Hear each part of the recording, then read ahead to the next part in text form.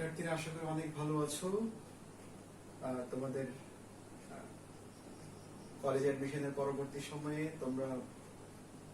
আমি তোমাদের সাথে উৎপাদন ব্যবস্থাপনা বিপণন এর প্রথম অধ্যায় আলোচনা শুরু করেছিলাম। সো সেই আলোচনায় তোমরা জেনেছো উৎপাদন ব্যবস্থাপনা, উৎপাদন কাকে বলে এবং কিভাবে উৎপাদন সম্ভাবনা তৈরি হয়, কি কি উৎপাদন করা যায়, কিভাবে উৎপাদন করা যায়, উৎপাদন সম্পর্কে বিস্তারিত তোমাদের সাথে আলোচনা করেছিলাম। সো আজকে আমরা আলোচনা করব উৎপাদনের গুরুত্ব সম্পর্কে। সো উৎপাদনের গুরুত্বকে আমরা যদি ক্লাসিফিকেশন করতে চাই তাহলে আমরা তিনটা ভাগে ক্লাসিফিকেশন করতে পারবো। যার প্রথমটা হচ্ছে উৎপাদকের দৃষ্টিকোণ থেকে। উৎপাদন করতে গেলে উৎপাদকের দৃষ্টিকোণ থেকে উৎপাদকের কি গুরুত্ব রয়েছে, উৎপাদক পণ্য উৎপাদন করছে, এই মুহূর্তে তার কি গুরুত্ব রয়েছে এই উৎপাদনের। এরপর হচ্ছে ভোক্তার দৃষ্টিকোণ থেকে, পণ্য উৎপাদন হলে ভোক্তা সেখান থেকে কি সুফল পাচ্ছে, পণ্য উৎপাদনের মাধ্যমে তার কি গুরুত্ব বাড়ছে বা সে কি ফ্যাসিলিটিস পাচ্ছে, এগুলো হচ্ছে ভোক্তার দৃষ্টিকোণ থেকে উৎপাদনের গুরুত্ব। আরো একটা প্রকার আছে, আমি লিখিনি সময় স্বল্পতা এবং সংকুলন না হওয়ার কারণে বোর্ডে। সো আরেকটা হচ্ছে অর্থনৈতিকভাবে উৎপাদনের কি গুরুত্ব রয়েছে অর্থনৈতিক দৃষ্টিকোণ থেকে। সো আজকে আমরা চেষ্টা করব উৎপাদকের দৃষ্টিকোণ থেকে এবং ভোক্তার দৃষ্টিকোণ থেকে এর গুরুত্ব কি রয়েছে সে সম্পর্কে আলোচনা করা। ওকে, সো আচ্ছা আমরা আজকে আমাদের আলোচনা শুরু করি। উৎপাদকের দৃষ্টিকোণ থেকে আমরা দেখব সে কি কি ফ্যাসিলিটিস পাচ্ছে বা তার কি গুরুত্ব রয়েছে। প্রথমটা হচ্ছে উদ্দেশ্য অর্জন। আমরা জানি কোন একটা প্রতিষ্ঠান যখন কোন উৎপাদক কোন শিল্প প্রতিষ্ঠান স্থাপন করে, যখন কোন আউটলেট স্থাপন করে, কোন শোরুম স্থাপন করে, তার প্রথম এবং প্রধান উদ্দেশ্য থাকে মুনাফা অর্জন করা। সো কোন ব্যবসায়ী তার যখন ব্যবসা স্টার্ট করছে, কোন প্রডিউসার উৎপাদক যখন কোন পণ্য উৎপাদন করা শুরু করেছে, তার প্রথম টার্গেট থাকে কিন্তু পণ্যের বিক্রির মাধ্যমে মুনাফা অর্জন করা। সো কোন প্রতিষ্ঠান কোন ব্যক্তি যখন পণ্য উৎপাদন করে এবং মুনাফা অর্জন করতে চায়, তাকে সেই পণ্যগুলো বিক্রয়ের মাধ্যমে সেই মুনাফা অর্জন করতে হয়। সো উৎপাদকের দৃষ্টিকোণ থেকে আমরা বলতে পারি উৎপাদক যদি তার উদ্দেশ্য পূরণ করতে চায়, মুনাফা অর্জন করতে চায়, তাকে অবশ্যই উৎপাদন করতে হবে। উৎপাদন করার মাধ্যমেই সে পণ্যগুলো বিক্রয় করতে পারবে এবং বিক্রির মাধ্যমে সে মুনাফা পাবে। তাই উৎপাদকের দৃষ্টিকোণ থেকে প্রথমটা হচ্ছে উদ্দেশ্য অর্জন করা এবং উৎপাদনের মাধ্যমে তার উদ্দেশ্য অর্জন করা সম্ভব হয়। এরপর আসো পণ্যের উপযোগিতা বাড়ানো। আমরা জানি উপযোগিতা সম্পর্কে একটু ধারণা নিতে হবে, এই উপযোগিতা সম্পর্কে, তাহলে তোমরা এই পয়েন্টটা বুঝতে পারবে। উপযোগিতা মানে একটা পণ্য ব্যবহার করার পর তুমি সেই পণ্য থেকে কি সুবিধা পাচ্ছ, এটাকে সেই পণ্যের উপযোগিতা বলে। তুমি অসুস্থ হয়ে গেছো, মেডিসিন নিয়েছো, মেডিসিন নেওয়ার পর তুমি সুস্থ হয়ে গেছো, এখন তোমার কাছে ওই মেডিসিনের গুরুত্বটা কেমন, তুমি কি সুযোগ সুবিধা পেয়েছো, কি উপযোগটা পেয়েছো, সেটা হচ্ছে তোমার আরোগ্য হয়ে গেছে এই মেডিসিন কে উপলক্ষ করে, এই মেডিসিন ব্যবহার ফলে। তাই আমি বলছি কোন একটা পণ্য ব্যবহারের সময় এই পণ্যের যে গুরুত্ব সেই ব্যক্তির রয়েছে সেটাকে বলছি উপযোগিতা। একজন ক্ষুধার্ত মানুষের যে পরিমাণ খাবার দরকার হয়, খাবারের গুরুত্ব রয়েছে। একজন ব্যক্তি যার ক্ষুধা এই মুহূর্তে নেই, তার কিন্তু সেই গুরুত্ব থাকে না। সো মানুষের গুরুত্ব ভিন্ন ভিন্ন জায়গায় ভিন্ন ভিন্ন হয়ে থাকে। তোমার কাছে একটা পণ্যের অনেক গুরুত্ব রয়েছে, একটা মোবাইল ফোনের অনেক গুরুত্ব রয়েছে, আমার কাছে নাও থাকতে পারে।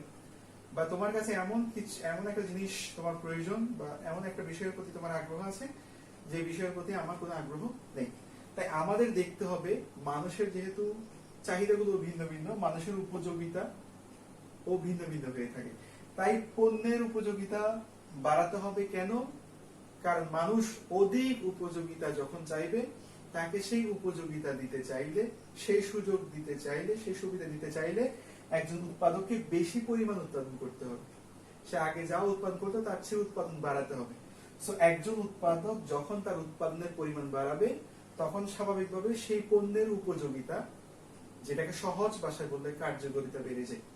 সো একটা উৎপাদক প্রতিষ্ঠান যত বেশি উৎপাদন করবে, উৎপাদন বাড়াতে থাকবে, তার কার্যকারিতা, পণ্যের কার্যকারিতাও বেড়ে যাবে। ঠিক আছে? সো একটা পণ্য একটা সময়, সাপোজ একটা মোবাইলের কথা বলতে পারি, একটা মোবাইল দিয়ে একসময় কি করা যেত, ছবি তোলা যেত খুব ভালো। যখন উৎপাদক প্রতিষ্ঠান আরো পণ্য উৎপাদন করছে তখন তারা চিন্তা করছে ক্রেতা আরো কি কি সুবিধা চায় এই ফোন থেকে, আমি সেই ফিচার্স গুলো এই ফোনে অ্যাড করবো যাতে সেই ক্রেতা কি করতে পারে, পণ্যটা ব্যবহার করে আরো অধিক সুবিধা পায়। তখন তারা কি করলো, এই ক্যামেরার সাথে, উন্নত মানের ক্যামেরার সাথে ইন্টারনেট সংযোগ দিয়ে দিল সেই ফোনে। একজন ব্যক্তি ভিডিও করতে পারছে, ছবি তুলতে পারছে, একই সাথে সে সোশ্যাল মিডিয়া, ফেসবুক বা অন্যান্য যে মিডিয়াগুলো আছে সেগুলো সে ব্যবহার করতে পারছে কোনো ঝামেলা ছাড়াই। তাই পণ্যের উপযোগিতা বাড়ানোর জন্য অবশ্যই কি করতে হবে, উৎপাদন বাড়াতে হবে বা উৎপাদনের গুরুত্ব রয়েছে। ঠিক আছে? এরপর আসে প্রতিযোগিতায় টিকে থাকা। একটা প্রতিষ্ঠান কখনো প্রতিযোগিতায় টিকে থাকতে পারবে না যখন সে উৎপাদন চালিয়ে যাবে না। একটা প্রতিষ্ঠান যদি প্রতিযোগিতায় টিকে থাকতে চায় তাকে সবসময় উৎপাদন চালু রাখতে হবে, একই সাথে অধিক পরিমাণ ভালো পণ্য, মানসম্মত পণ্য বাজারে ছাড়তে হবে। সো কোনো প্রতিষ্ঠান যখন তার উৎপাদন চালিয়ে যায় তখন সে মানসম্মত পণ্য ক্রেতার হাতে পৌঁছে দিতে পারে। আর যখন ক্রেতা তার মানসম্মত পণ্যগুলো হাতে পায় ঠিক তখনই সে কি করছে, এই পণ্যের যে প্রতিযোগিতা আছে সেই প্রতিযোগিতায় এই উৎপাদক প্রতিষ্ঠান কিন্তু এগিয়ে যাচ্ছে। এর পাশে ব্যবসায়িক সম্প্রসারণ। একজন উৎপাদক ব্যবসায়ী তখন সম্প্রসারণ করতে পারে যখন তার উৎপাদনের পরিমাণ বাড়ে। একজন উৎপাদক যত বেশি উৎপাদন করবে তার ব্যবসায় তত বেশি সম্প্রসারণ হবে। বাজারে তার পণ্যের চাহিদা বাড়লে সে স্বাভাবিকভাবে কি করবে, তার উৎপাদন বাড়াবে। আর তার উৎপাদন বাড়াতে গেলে সে যদি বর্তমান যে ইন্ডাস্ট্রি আছে, তার শিল্প কারখানা আছে, তাকে অধিক উৎপাদনের জন্য আরো কারখানা স্থাপন করতে হচ্ছে, অথবা বর্তমান কারখানাটাকে আরো এক্সপান্ড করতে হচ্ছে। আর এই বাড়ানোর জন্য তাকে কি করতে হচ্ছে, এই ব্যবসায় সম্প্রসারণ তখনই সম্ভব হচ্ছে যখন সে উৎপাদন করছে, তার উৎপাদনের পরিমাণ বাড়িয়ে দিচ্ছে। ঠিক আছে? এরপর আসো মুনাফা বাড়ানো। একটা প্রতিষ্ঠান তার মুনাফা কিভাবে বাড়াতে পারে? আমরা জানি প্রতিটি পণ্য বিক্রির মাধ্যমে একটি উৎপাদক প্রতিষ্ঠান মুনাফা গ্রহণ করতে পারে। প্রতিটি পণ্য সে পণ্যের যে খরচ আছে সেই খরচের সাথে মুনাফা যোগ করে কিন্তু সেই পণ্যটা সেল করছে। প্রত্যেকটা পণ্য, আমার হাতে যে কলমটা আছে এই কলমটাও কিন্তু কোন একটা প্রতিষ্ঠান উৎপাদন করেছে এবং এটা বিক্রির সময় প্রত্যেকটা কলম তারা বিক্রি করেছে নির্দিষ্ট মুনাফা যোগ করে।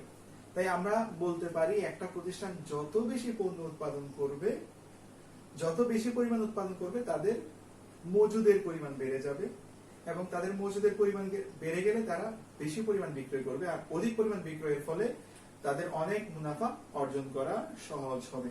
তাই মুনাফা বাড়াতে চাইলে একটা প্রতিষ্ঠান তাকে অবশ্যই উৎপাদন বাড়াতে হবে। এর পাশে গবেষণা উন্নয়ন। একটা উৎপাদন প্রতিষ্ঠানের সবচেয়ে গুরুত্বপূর্ণ কাজ হচ্ছে গবেষণা বৃদ্ধি করা। একটা প্রতিষ্ঠান তার মুনাফার 40%, বড় বড় যে প্রতিষ্ঠানগুলো আছে প্রায় 40% তারা কি করছে, এই গবেষণায় ব্যয় করছে, অ্যানালাইসিস, রিসার্চ করছে। কেন রিসার্চ করছে? তারা জানে বর্তমান এটা হচ্ছে খুবই আধুনিক একটা যুগ, টেকনোলজির সময়, প্রতি মুহূর্তে এখন টেকনোলজি চেঞ্জ হচ্ছে। আমরা যদি 90 দশকের কথা বলি বা তোমরা যদি ইতিহাস পড়ে থাকো, তখনকার সময়ে কোন একটা পণ্য বাজারে বের হলে সেটা কিন্তু লম্বা সময় লাস্টিং করতো। কোন একটা প্রোডাক্ট বাজারে বের হওয়ার পর 10 বছর পর নতুন পণ্য বের হতো। আর বর্তমান সময়ে তুমি মোবাইল ফোনের কথা চিন্তা করো, আজ তুমি মোবাইল ফোন কিনেছো, ঠিক 6 মাস পর তুমি এই মোবাইল ফোনটা তোমার কাছে ভালো লাগছে না। তার অন্যতম একটা কারণ হচ্ছে তোমার হাতে যে ফোনটা এই মুহূর্তে আছে তার চেয়ে অধিক ফিচার্স, অধিক সুবিধা সম্বলিত আরেকটা মোবাইল বাজারে চলে এসেছে। যে কারণে তুমি তোমার বর্তমান ফোনটা 6 মাস আগে কেনার পরও তুমি স্যাটিসফ্যাকশন পাচ্ছ না। তার অন্যতম একটা কারণ হচ্ছে প্রতি মুহূর্তে নতুন নতুন ইনোভেশন আমরা দেখতে পাচ্ছি, নতুন নতুন প্রোডাক্ট আমাদের সামনে হাজির হচ্ছে বিভিন্ন ফিচার্স কে সামনে নিয়ে। সো একটা প্রতিষ্ঠান যদি তার গবেষণা কর্ম চালিয়ে না যায়, দেখা যাবে সে যে পণ্যটা আজকে উৎপাদন করেছে সে যদি 6 মাস পর আরো উন্নত পণ্য বাজারে আনতে না পারে, তখন দেখা যাবে অন্যান্য প্রতিষ্ঠান উন্নত মানের পণ্য নিয়ে বাজারে হাজির হবে এবং সে কি হবে, বাজার থেকে আউট হয়ে যাবে। তুমি নোকিয়ার কথা চিন্তা করতে পারো। তোমার 2000-এর পর থেকে শুরু করে নোকিয়ার খুবই ডিমান্ড আমরা বাংলাদেশে দেখেছি। 2000-2007-2008 পর্যন্ত আমাদের সময়টাই আমরা দেখেছি নোকিয়ার প্রচুর ডিমান্ড আছে। যার হাতে একটা নোকিয়া ফোন আছে, নরমাল যে সেট গুলো আছে এগুলো অনেক বেশি ডিমান্ডেবল তার মানুষের কাছে, এবং এটা অনেক বেশি অ্যাকসেপ্টেন্স ছিল তখন মানুষের কাছে। এটা খুব ভালো ফোন হিসেবে মানুষের কাছে অ্যাকসেপ্টেন্স ছিল। তখন মানুষের হাতে নোকিয়া ফোন সেট থাকা মানে সে অনেক ভাব নিয়ে চলতে পারত। কিন্তু সময়ের পরিক্রমায় আমরা দেখতে পাচ্ছি যখন অ্যান্ড্রয়েড সেট আসা শুরু করেছে, এই নোকিয়া কোম্পানি কিন্তু তখন তাদের গবেষণা কার্যক্রম ঠিক সেইভাবে চালিয়ে যেতে পারে নাই যেমন অন্যান্য প্রতিষ্ঠানগুলো চালিয়ে গেছে। যেমন স্যামসাং যখন তার অ্যান্ড্রয়েড সেট গুলো আনা শুরু করলো, অন্যান্য কোম্পানি যখন বেশি পরিমাণ অ্যান্ড্রয়েড সেট বাজারে আসতে শুরু করলো, ঠিক তখনই নোকিয়ার বাজারটা পড়া আরম্ভ হয়েছে। এবং একটা সময় গিয়ে দেখা যায় নোকিয়া প্রায় বাজার থেকে আউট হয়ে গেছে। যে পণ্যটা একসময় ব্র্যান্ড ছিল এবং যে পণ্যটা কোনো ব্যক্তির কাছে থাকার সাথে গর্বের বিষয় ছিল, একটা সময় গিয়ে সেই পণ্য আর বাজারে সেলই হচ্ছিল না। এবং তারা মার্কেট লিডার, যাকে বলি মার্কেট নেতৃত্ব যার হাতে ছিল, বাজারের নেতা যে ছিল, সে কি হয়ে গেছে, একসময় মার্কেট থেকে আউট হয়ে গেছে।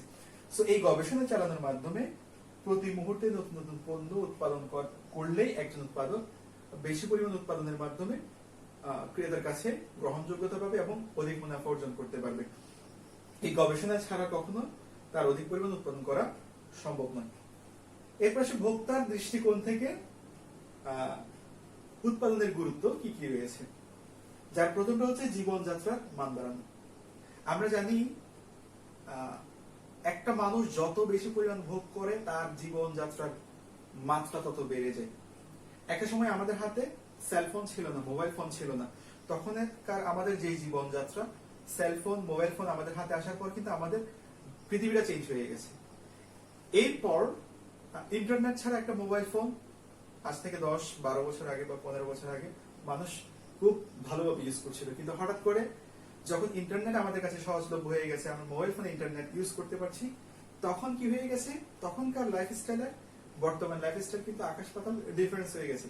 একটা বিশাল ডিফারেন্স আমাদের চোখে পড়ছে যে ইন্টারনেট ছাড়া মোবাইল যখন ছিল আর যখন ইন্টারনেট চলে এসেছে, এই অল্প সময়ের মধ্যে মানুষের জীবনযাত্রার অনেক পরিবর্তন হয়ে গেছে। সো আমরা জানি যে কোনো ক্রেতা, মানুষ যখন বেশি পরিমাণ পণ্য ভোগ করবে, কনজিউম করবে, তখন তার জীবনযাত্রার মান অটোমেটিক্যালি বেড়ে যাবে। এর পাশে বৈচিত্র্যময় পণ্য ব্যবহার, যত বেশি পরিমাণ পণ্য উৎপাদন হবে, বেশি পরিমাণ কোম্পানি উৎপাদন করবে, ততই বিভিন্ন ধরনের বৈচিত্র্যময় মানে অনেক ধরনের পণ্য বাজারে আসবে এবং ক্রেতারা সেই বিভিন্ন ধরনের পণ্যগুলো ব্যবহার করতে পারবে। তুমি সাপোজ সাবানের কথা ধরতে পারো, কত রকম সাবান বাজারে আছে। তুমি যদি বাজার সার্চ করে দেখো, 20-এর উপরে তুমি কোম্পানি পাবে যারা বিভিন্ন ধরনের সাবান তৈরি করছে। সো তুমি চিন্তা করতে পারো, তুমি বিশাল বৈচিত্র্যের মধ্য থেকে তোমার পণ্যটা খুঁজে নিচ্ছ। ঠিক আছে, সো বৈচিত্র্যময় পণ্য ব্যবহারের জন্য উৎপাদনের কোনো বিকল্প নেই। যথাসময়ে পণ্য প্রাপ্তি, যত বেশি উৎপাদন হবে তত বেশি পণ্য তুমি নির্দিষ্ট সময়ে তোমার হাতে পেয়ে যাবে। সো তুমি যদি যথাসময়ে পণ্য প্রাপ্তি ঘটাতে চাও বা ক্রেতারা যথাসময়ে পণ্য পৌঁছানোর প্রয়োজন, যদি যথাসময়ে পণ্য পেতে চাই, সেক্ষেত্রে অধিক পরিমাণ উৎপাদন করতে হবে। যত বেশি উৎপাদন হবে তত বেশি স্টকে থাকবে, যখনই ক্রেতা চাইবে তখনই তাকে দেওয়া যাবে। তাই যথাসময়ে পণ্য প্রাপ্তির জন্য উৎপাদনের কোনো বিকল্প নেই। এরপর সামাজিক মর্যাদা বৃদ্ধি। একটা পণ্য ব্যবহারের মাধ্যমে তোমার সামাজিক মর্যাদা অনেকখানি বেড়ে যায়। যেমন তুমি যদি একটা আইফোন ব্যবহার করো এবং যে নর্মাল কোনো অ্যান্ড্রয়েড সেট ইউজ করছে, সো যে আইফোন ব্যবহার করছে তার কিন্তু সামাজিক মর্যাদা অনেক গুণ বেড়ে গেছে। তাকে একটা সেপারেট দৃষ্টিকোণ থেকে আমরা স্বাভাবিকভাবে দেখি। যেমন কেউ একজন সাধারণ গাড়িতে চড়ছে আর কেউ একজন প্রিমিয়াম গাড়িতে চড়ছে, তো স্বাভাবিকভাবে তার প্রতি মানুষের দৃষ্টি বেশি থাকবে এবং তাকে মানুষ ভিন্ন চোখে দেখবে। সো পণ্য ব্যবহারের মাধ্যমে, পণ্য উৎপাদন করলে সেই পণ্য ব্যবহারের মাধ্যমে মানুষের সামাজিক মর্যাদা বৃদ্ধি পায়। এরপর সে ক্রেতা সন্তুষ্টি অর্জন। ক্রেতা কখন সন্তুষ্ট হয়? যখন সে তার মনের মতো পণ্য পেয়ে থাকে। তার ডিমান্ডগুলো সর্বদা পরিবর্তনশীল। সো একজন উৎপাদক যখন বিভিন্ন ধরনের পণ্য উৎপাদন করে করে ক্রেতার কাছে সেই পণ্য উপস্থাপন করবে, যে পণ্যগুলো অনেক সুবিধা দিচ্ছে, তখন ক্রেতা